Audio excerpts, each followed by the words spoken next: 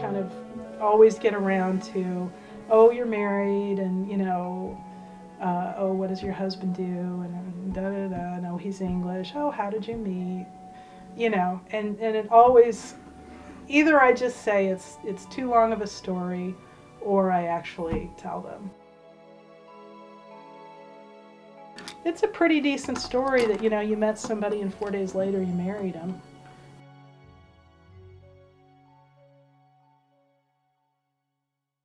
Put it in there. Well, where do you want to start? Gosh, is there a place where you want to start? Have you told this story before? Oh, a billion times. Okay. Terry Lester, a resident of Roland Park, Kansas, is a former member of the Unification Church, a movement founded by Reverend Sung Myung Moon in 1954 in Korea. Her story is one that wraps around the globe, but is rooted in her home. Her son, Young-han, also a former member, is a student at the University of Kansas, studying creative writing and secondary education. Sometimes even in classrooms, like on roll call, I'll even have teachers be like, oh, they'll just stop class in the middle of everything, like mid-roll, because, my last name's Lester, so I'm like right in the middle too. So they'll be like, oh, that's a funny name. How'd that happen? And, it's obviously kind of a long story. I think only twice in my life have I ever, maybe 3 times have I ever been able to sort of cut it short and be like, oh, my name's Young-han.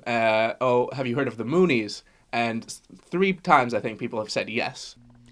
Members of the Unification Church, or Moonies as they are sometimes called, are followers of Sun Myung Moon, who was born in 1920 in Korea. When he was a young boy, Moon's family converted to Protestant Christianity. On Easter Sunday in 1936, at the age of 16, Moon claimed that Jesus appeared to him and delivered a special message from God. This revelation inspired Moon. He was to become the second Messiah. It was up to him to complete Jesus' mission in this world. Although the movement contains elements of Christianity, the tenets of the Unification Church do not follow those of Orthodox Christianity. And when Moon began preaching in public, he was persecuted, arrested, and imprisoned. He was released from prison and in 1954 founded the Unification Church. The driving mission of the church is to save the world from sin and evil and establish a kingdom of heaven on earth. Members would save the world by first making perfect families. The movement became famous for its arranged marriages and elaborate wedding ceremonies with Moon as matchmaker. In 1959, the Unification Church sent missionaries to America. They eventually made their way to Kansas City, where the movement would intersect with the life of Terry Lester. My birth family was not very affectionate, and I was kind of starved for affection, and the people in the Unification Church Center were very wonderful, very loving, very friendly, and it was kind of like, it was really what I needed at the time, because I was just kind of drowning in loneliness. For some reason, when I was growing up, I just had this feeling that, the world was going to end, the world was in a disaster, and I wanted to do something to change it. And, my parents didn't really take that seriously, but then I came to the Unification Church, and they were like, well, of course, we're going to save the world, we're all going to work together, and we're going to do this, and we're going to solve all the problems of the world. Terry delved into the movement, attending lectures when she could and reading scripture when she was grounded by her parents. Terry and her fellow church members hoped that the time and work they put into the movement would pay off in its most grand and honorable form. It's like a testimony of our faith that we're willing to, give up our own private marriage ceremony to make this demonstration to the world, that we're all going to, sacrifice everything to build these families centered on God. Marriage establishes the basic social unit for the realization of the kingdom of God on earth. Individuals marry not for themselves, but for the sake of a greater goal, world restoration. In the Unification Church, marriage is not a singular event, but rather a series of events. In order to be married, Unification Church members first go through the steps of matching and blessing. In 1982, there was a mass wedding ceremony in Madison Square Garden in New York. It was 2,000 couples. And I was actually supposed to be in that one, but the guy that I was supposed to marry flipped out the day before, and he ran out. And so I was left at the altar. During matching, members are matched to one another by Reverend Moon. Members regard Reverend Moon's selection of mates as the will of God. Although Moon's matching is understood within the movement as divinely inspired, it is difficult to determine the criteria which the Reverend employs in deciding who should be matched with whom. You basically are expected to accept whoever Reverend Moon chooses for you.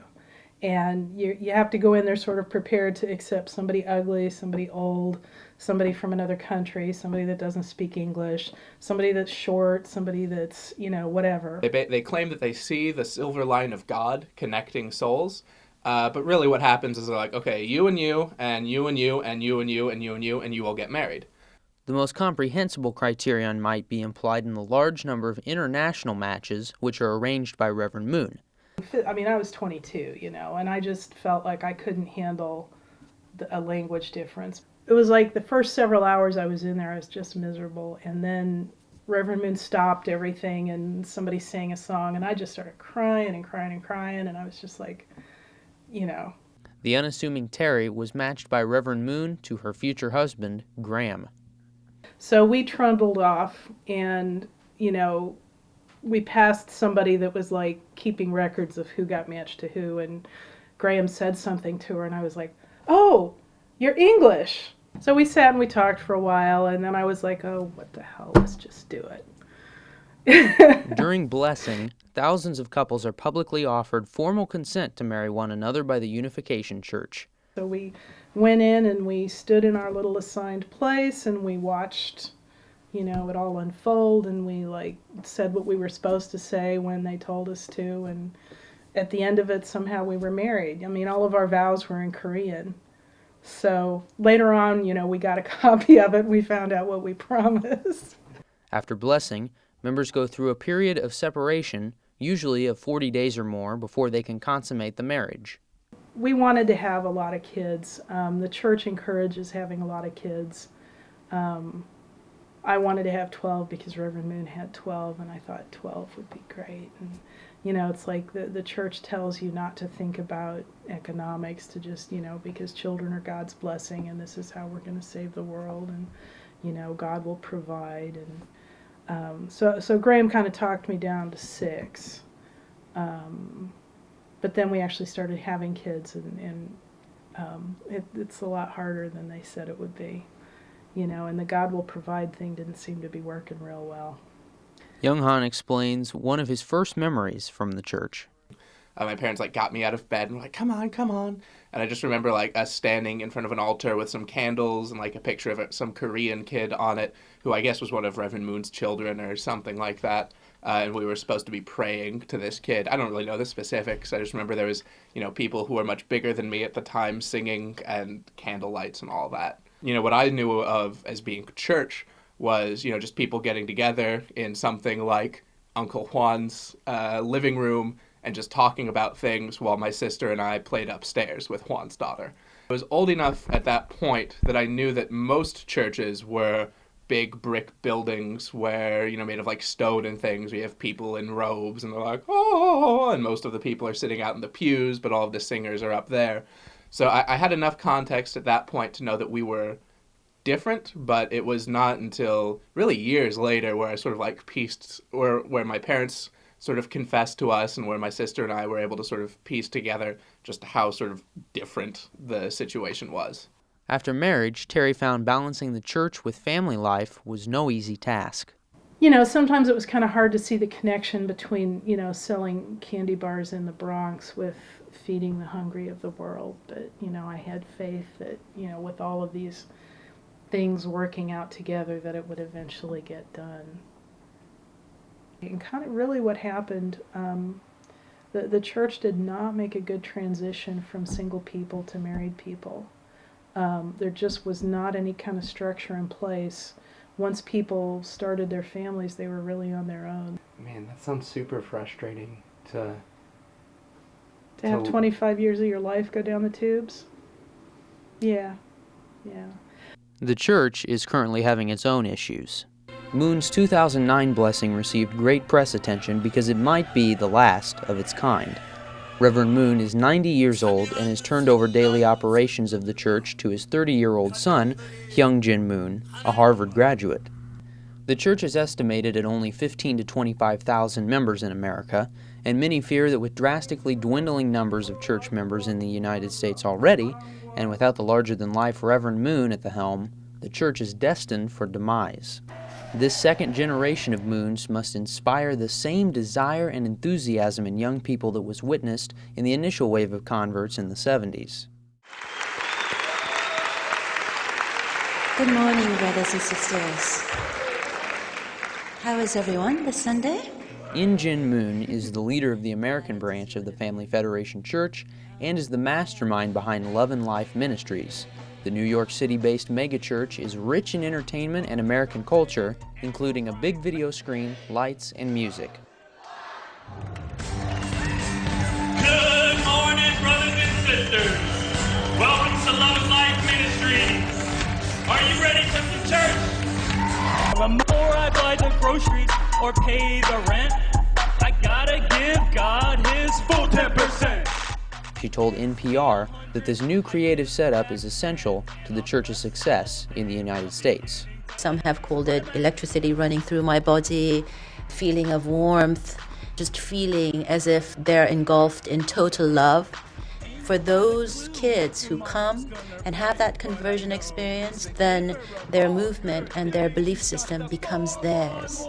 The Moons have also began to loosen some of the rules, specifically those which led to claims of abduction and brainwashing from former members. Moon's son said parents will now be allowed a role in the matchmaking process, and the single young adults can meet and date to learn more about each other before marriage. In the past, the church has been notorious for asking a lot of its new members, leaving their homes and families with sometimes little notice to become members, living in large, strictly gender-segregated homes for young unificationists while working in some capacity for the church, usually fundraising. Family, which was always of foremost importance, didn't seem to apply to the converts' families. Now the movement encourages college graduates, not dropouts. Vice President of Family Federation, Philip Shanker, told NPR the movement has taken a 180-degree turn. Although we talk universal love and the value of the family, we sacrificed our families to the extreme. My oldest son is in Harvard Med School. I've got two other sons on full scholarships.